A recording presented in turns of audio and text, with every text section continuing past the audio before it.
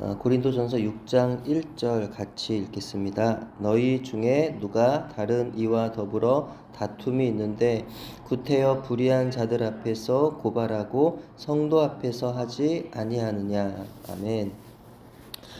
고린도전서 5장은 너희 중에 심지어 음행이 있다 함을 들으니 라고 시작하고 있습니다. 그런데 고린도전서 6장은 또 너희 중에 누가 다른 이와 더불어 다툼이 있는데 라고 그렇게 시작을 합니다. 이는 사도 바울의 고린도 교회를 향한 책망의 말인데 여기서의 그 너희 중에라는 그 표현이 단지 그 고린도 교회 성도들을 향한 그런 말뿐만이 아니라 오늘날 한국 교회를 가리킨다고 해도 다르지 않으리라고 하는 그런 생각을 하게 됩니다. 고린도 교회 안에 음행이 있고 더불어 다툼이 있다는 이야기를 사도 바울이 들었다는 것인데요. 오늘 한국 교회 안에서도 음행에 대한 이야기들이 자주 들려오고 있고 또 다툼에 대한 이야기들이 또한 들려오고 있기 때문입니다. 우스갯소리로 싸움 구경 하고 싶거든 교회로 가라 이런 말이 있을 정도로 교회에서는 여러 가지의 그 갈등과 분쟁이 끊이지를 않고 있습니다. 그렇다면 교회 안에서는 왜 그렇게도 다툼이 자주 일어나는 걸까요?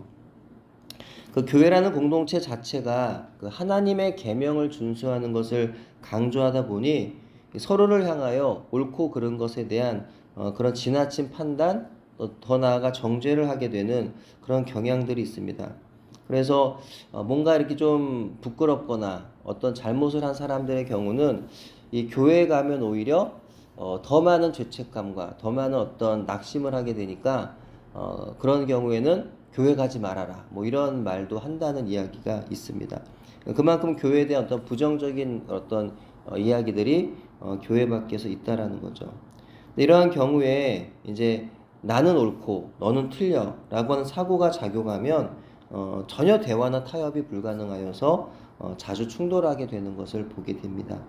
이와 같이 교회 안에서 싸움이 많이 일어나고 있다는 것은 교회의 구성원들이 스스로 예수 그리스도를 믿음으로 거듭나 성령 안에 거하는 사람임을 믿지 않고 있기 때문입니다. 성령 안에 거하지 않으니까 성령의 아름다운 열매들을 삶 속에 맺을 수가 없는 거죠. 그래서 사랑도 온유도 화평도 오래 참음도 절제도 없더라는 겁니다. 때문에 교회 안에 다툼이 물러가도록 하려면 성도 개개인이 자신이 예수 그리스도 안에서 믿음으로 거듭나 성령의 사람이 되었음을 믿어야 하는 겁니다.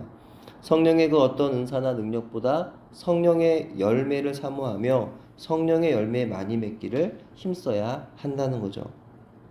성도는 내 안에 성령께서 함께 하고 계신다는 사실을 잊지 말아야 합니다. 성령님과 함께하는 사람은 서로 사랑합니다. 온유하고 절제합니다. 오래 참습니다. 물론 성도라고 해서 속이 상하지 않고 화가 나지 않는 건 아니에요. 성도라도 남들처럼 속이 상하지 않는 게 아니라 그럴 만한 상황에서는 속이 상합니다. 왜냐하면 우리에게도 그런 어떤 감정이라는 것이 우리에게도 있기 때문에 전혀 그렇지 않은 건 아니에요. 또 막 화가 날 상황에서는 또 분통이 나지 않는 것이 아니라 남들처럼 그렇게 또 화가 납니다. 답답하고 그렇게 속이 상하죠. 근데 그럼에도 불구하고 온유하고 절제하는 거라는 거예요. 화가 안 나는 것도 아니고 기분이 상하지 않는 게 아닌데 그럼에도 불구하고 오래 참는 겁니다. 또 남들과 같은 그 모든 감정들을 그대로 표출하는 것이 아니라 내 안에 계신 성령 안에서 복음으로 반응하게 되어야 한다는 거죠. 또한 세속적 사고방식인 나는 옳고 너는 틀려 라고 하는 생각을 버리고 구속사적인 사고방식인 네가 나보다 옳아 라고 하는 생각을 가져야 한다는 겁니다. 다른 사람을 판단하기 전에 내가 먼저 하나님 앞에서 죄인이라고 하는 사실을 인정하고 고백할 수 있어야 한다는 거죠. 그다음에 교회 안에서 모든 경우에 온유함과 오래 참음으로 대해야 하는 걸까요? 크리스찬은 다 참아야, 무조건 다 참아야 하는 걸까요? 공동체 안에서 잘못을 범하는 사람들에 대해서 무조건 다 참아주고 용서하며 받아들여야 하는 걸까요? 또 성경은 그런데 또 모든 경우에 대해서 그렇게 말하고 있지는 않습니다. 공동체의 질서를 해치지 아니하고 교회의 권위를 인정한 한도 내에서 오래 참고 용서하며 받아들일 수가 있다는 거죠. 마태복음 18장에 의하면 교회에서 죄를 범하거나 분란을 일으키는 지체가 있는 경우에 그 치리법의 기본을 제시하고 있습니다. 첫째로는 개인적으로 조용히 찾아가서 권면하는 것이에요. 근데 듣지 않으면 둘째로는 두세 명의 증인을 곁에 두고 권면을 하는 겁니다. 그래도 듣지 않으면 그 교회 어떤 공교회적으로 교회 전체적으로 그 교회에서 그렇게 권면을 하는 거예요. 그래도 또 듣지 않으면 뭐라고 얘기합니까? 쫓아내라는 거예요. 근데 그를 쫓아내는 것이 우리는 마음이 좀 좋지 않고 또 쫓아내는 것이 그를 마치 실족시키는 것 같이 여겨지지만 성경은 그렇게 얘기하지 않습니다. 오히려 쫓아내는 것이 오히려 그가 그로 하여금 깨닫고 회개의 자리로 돌아오도록 기회를 주는 것이라고 그렇게 말씀하고 있는 거죠. 하지만 어떤 이유로든 다툼이 일어나 서로를 고발하는 상황에까지 이르게 된다면 그 소송권을 로마 법정에까지 끌고 가지 말라고 말씀합니다. 왜냐하면 세상의 법정으로 가면 그것은 그들에게 교회에 대한 비웃음거리가 될 여지를 만들어주는 것이기 때문입니다. 송사가 일어날 만한 일이라고 한다면 그리스도인으로서 올바른 처신은 내가 모든 피해를 입더라도 전적으로 양보하는 것입니다.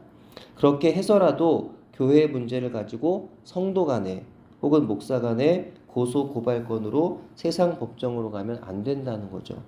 그것만큼 복음 전파의 길을 막고 하나님의 영광을 가리는 일도 없기 때문입니다. 고린도전서 6장 7절에 이렇게 말씀합니다. 너희가 피차 고발함으로 너희 가운데 이미 뚜렷한 허물이 있나니 차라리 불의를 당하는 것이 낫지 아니하며 차라리 속는 것이 낫지 아니하냐. 그러니까 차라리 내가 손해보는 게 낫다는 거예요. 차라리 내가 손해보고 내가 속는 게 교회 그 지체들 간에 서로 고발하는 것보다 더 낫다는 겁니다. 그래서 그리스도의 복음을 위해서라면, 교회 화평을 이루기 위해서라면, 형제 사랑을 지키기 위해서라면 차라리 내가 손해보는 게 더 좋다는 겁니다. 내가 십자가를 지는 게 더 낫다는 겁니다. 이와 같은 마음가짐과 사고방식을 나만 갖고 있는 게 아니라 교회 안에 대부분의 지체들이 가지고 있다면 갈등과 분란이 일어날 때마다 그것이 다툼으로 가기 전에 적어도 고소 고발로 이어지기 전에 충분히 조정이 가능하다는 또 서로 용서하고 용납할 수 있으리라고 여겨집니다. 예수 그리스도 안에서 우리가 한 몸임을 잊지 말아야 하겠습니다. 다툼과 분쟁의 상황에서 나의 욕심과 교만을 내려놓고 각자의 마음 가운데 계시는 성령님의 인도하심에 순종하여서 서로 용납하고 용서할 수 있기를 바랍니다. 서로 평화하고 연합할 수 있기를 바랍니다. 우리 안에 모든 다툼과 분쟁이 물러가고 서로 평화를 이루어서 오직 성령의 아름다운 열매만 맺을 수 있는 우리의 가정 또 교회가 되기를 소원합니다. 기도합니다. 하나님 아버지, 상처 입은 우리의 교회들을 불쌍히 여겨 주옵소서. 마음이 깨지고 상하여 인색함과 욕심으로 가득한 우리의 죄악된 심령을 고쳐 주시옵소서. 예수님의 핏값으로 세워진 교회가 예수님의 사랑으로 한몸 되지 못하고 사분오열 깨어지고 분열되어 갈등하고 다투는 안타까운 현실을 불쌍히 여겨 주시옵소서. 입으로 예수님을 믿는다고 말하지만 예수님을 마음에 영접하지 않아 자기 이익과 교만과 탐욕에 사로잡힌 명목상의 그리스도인들이 십자가의 예수님을 참으로 만나게 해주시고 누구보다도 우리가 십자가 사랑을 경험한 자로서 서로 사랑할 수 있도록 은혜 베풀어 주시옵소서. 예수님 이름으로 기도합니다. 아멘.